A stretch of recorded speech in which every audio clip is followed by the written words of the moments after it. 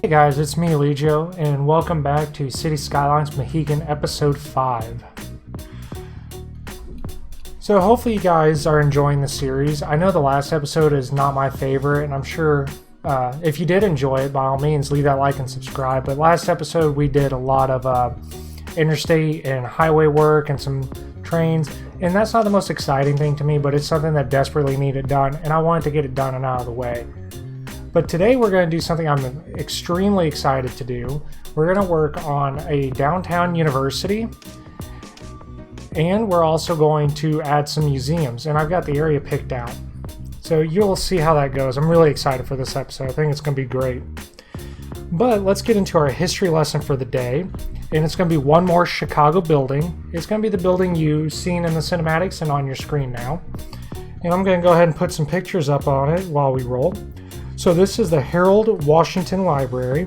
It's located at 400 South State Street in Chicago, which is just south of the Loop. So, still downtown, but just south of what we've been talking about primarily. It opened up on October 7th, 1991, so yet another building I'm older than. And it's named for former Mayor Harold Washington. It was named in his honor by then Mayor Daley.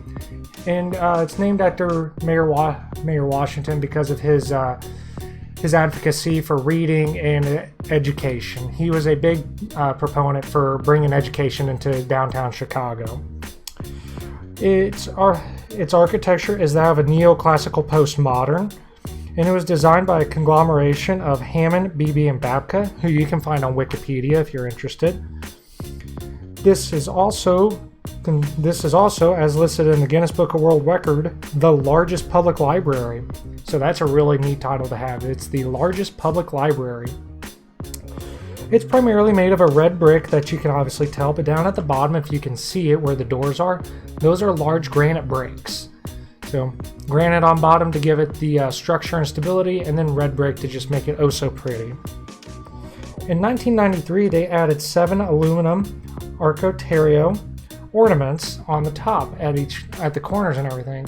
And those ornaments, as you'll see on your screen, have different designs, but they primarily feature an owl, which represents knowledge, obviously. It also represents the Greek goddess Athena, because she's always been portrayed as the goddess of wisdom and learnedness.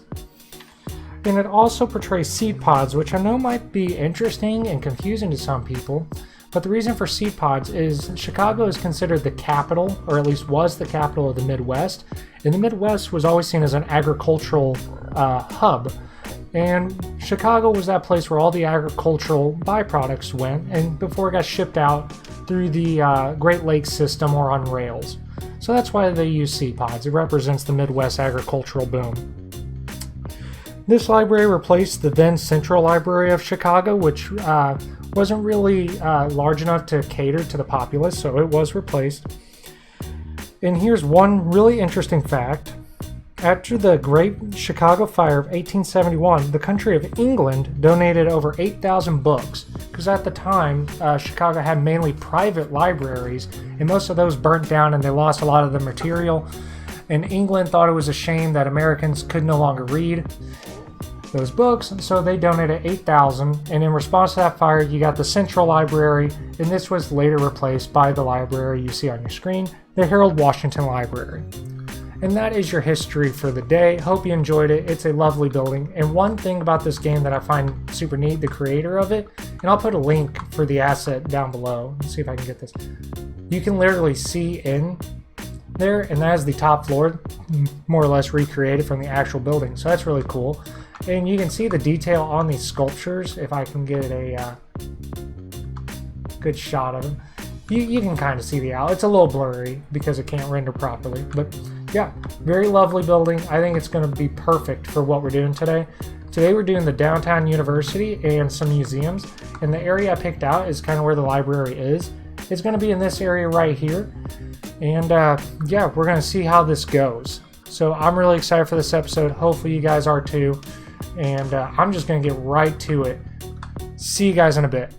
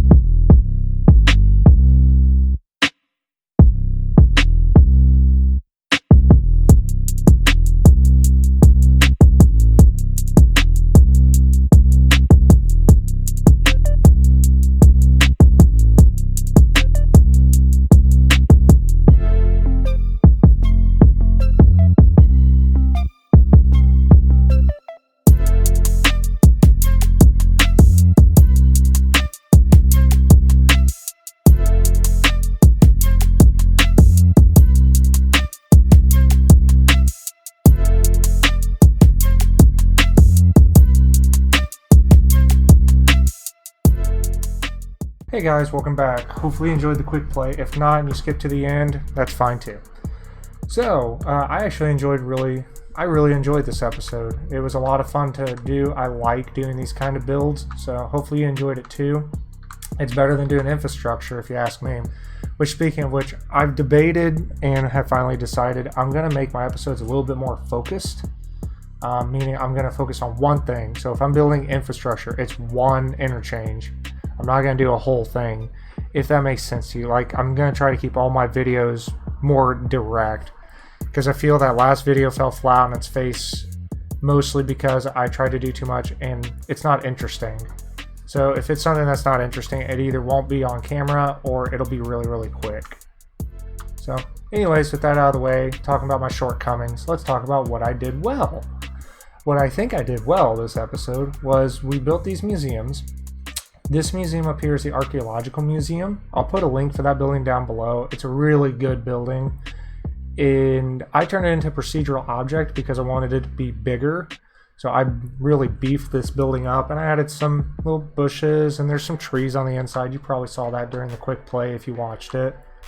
But, you know, this is where I'm thinking a lot of the history and some art. You know, a whole bunch of stuff will be in here, like your older historical stuff. And then, so that'd be my favorite building, because history, yay, probably has a few of my history episodes lodged in there. Then we have this, which would be more of a modern museum, I'm thinking.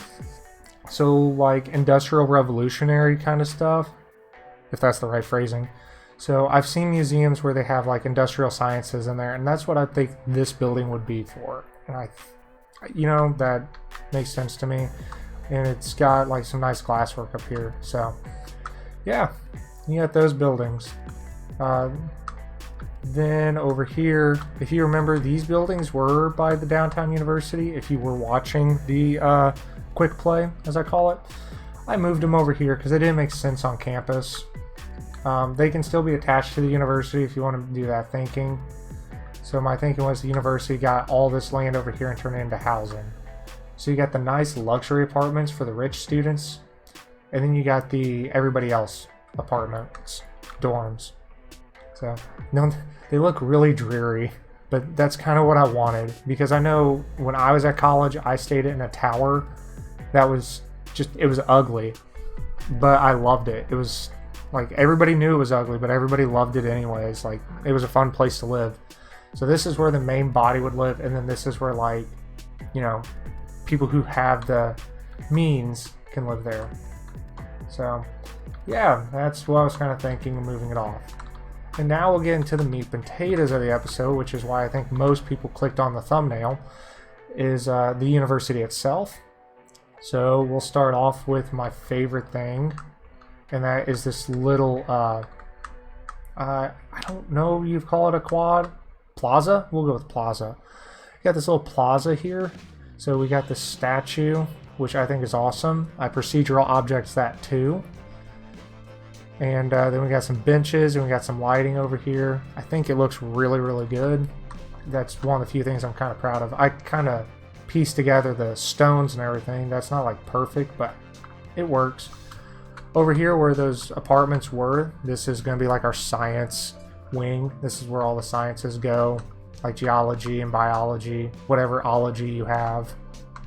So working around back, this is where I'm thinking like faculty would be, so nothing too important. It looks weird, but I've seen a ton of buildings do this weird thing. Down here where the car is driving through my plaza and probably, you know, causing thousands of dollars worth of damage, is our little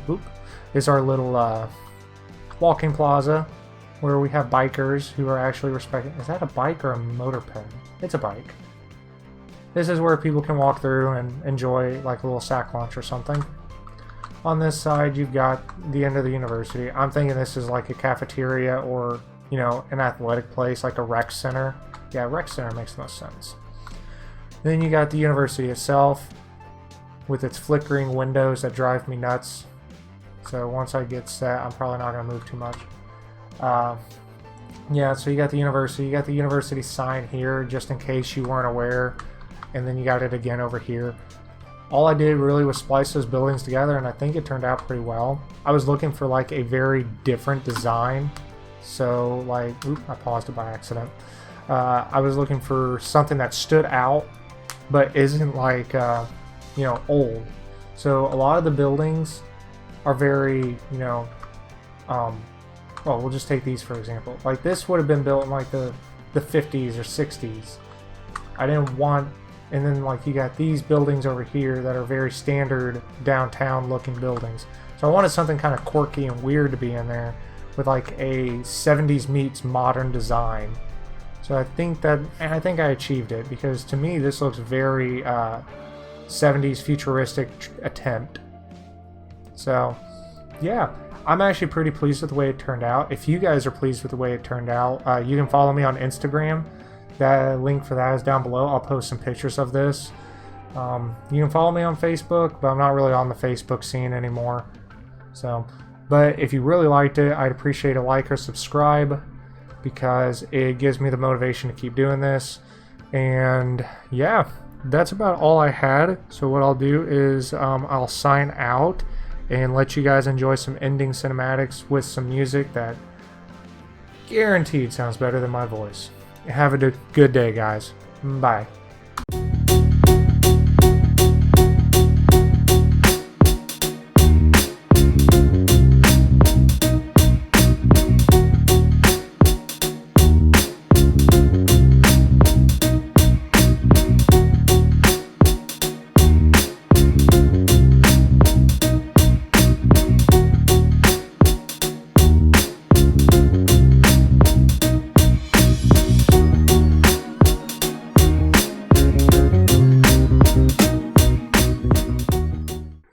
Every time I do this, it moves the camera away, puts me on the other side of the map, and I don't like it to do that.